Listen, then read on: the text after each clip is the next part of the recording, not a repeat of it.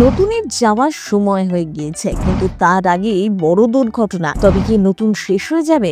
চিরসখায় বড় টুইস্ট আসছে। আপনিও কি এই সিরিয়ালের ফ্যান? কুচির মতো ননদ হয় না সত্যি, বলছেন সকলে। কমলিনী কি নতুনের সাথে দূরে কোথাও চলে যাবে? আপনার কি মনে হয়? কমেন্ট করে লিখে জানাতে ভুলবেন না।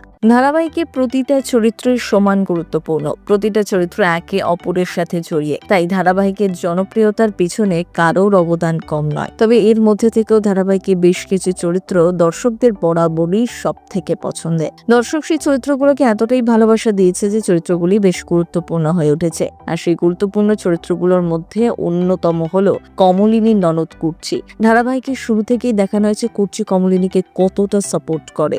এমন মানুষ পাওয়াই যায় না, কতটা ভরসা করে। স্বামীর সঙ্গে ডিভোর্স হয়ে যাওয়ার পর থেকে বাপের বাড়িতেই থাকে কুর্চি। নিজে একটি চাকরি করে, কিন্তু তাও মানসিকভাবে বৌদির ওপর সম্পূর্ণ নির্ভরশীল। সত্যি কারো বোঝার উপায় নেই তারা যে ননদ বৌদি। মনে হয় যেন তারা দুই বোন। যে কোনো কাজে কুর্চি কমলিনীকে সবসময় সাপোর্ট করেছে, তার পাশে থেকেছে, তার হয়ে লড়াই করেছে। এমনকি নিজের মায়ের বিরুদ্ধে গিয়ে বৌদির পাশে দাঁড়িয়েছে সে। অন্যায়ের সাথে আপোষ করে না কুর্চি। আর দর্শক কুর্চির চরিত্র ব্যাপক পছন্দ করেছেন খুব অল্প সময়ের মধ্যে। বর্তমান সময়ে যেমন বিভিন্ন ধারাবাহিকে দেখানো হয় ননদ বৌদির মধ্যে খারাপ সম্পর্ক, একে অপরের ভালো দেখতেই পারেন না তারা। সবসময় বিপদে ফেলার চেষ্টা করে একে অপরকে। সেখানে চিরসখা ধারাবাহিকে এত সুন্দর ননদ বৌদির কেমিস্ট্রি দেখে মুগ্ধ হন দর্শক। কমলিনী টাকার সাথে বর্ষার নিয়ে যাওয়া টাকাগুলো নাম্বার মিলিয়ে দেখা যায় যে বর্ষার ওই টাকা কমলিনীর কাছে থাকা টাকার নম্বর পর মিলে যাচ্ছে। এরপর তো আর রুদ্রর কিছু বলারই থাকে না। বর্ষা এখনো নিজের দোষ স্বীকার করে না,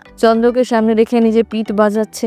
এরপর এই ঝামেলা অশান্তিই হতেই থাকে। রুদ্র মিঠির দিকে টাকাগুলো ছুঁড়ে ফেলে দেয়। কমলিনী নিজের টাকা পেয়ে গেছে, তাই আর অশান্তি বাড়ায় না। এদিকে এত অপমান করার পরও কমলিনীর শাশুড়ির জন্য এত ভাবছে, সেই জন্যই তিনি এবারে কমলিনীর কাছে হাত জোর করে ক্ষমা চায়। কমলিনীর শাশুড়ির ওপর বেশিক্ষণ রাগ করে থাকতে পারে না। দুজনেই দুজনকে জড়িয়ে ধরে কাঁদতে থাকে। কমলিনী জানায় তার শাশুড়ি তার কাছেই থাকবে। হয়তো তাদের সম্পর্ক শেষ হয়ে গিয়েছে ছেলের কারণে, কিন্তু বয়স্ক মানুষকে ফিরিয়ে দিতে পারবে না। ওদিকে নতুনের চলে যাওয়ার সময় হয়ে এসেছে। নতুনের সব জামা কাপড় গুছিয়ে দিচ্ছে কমলিনী।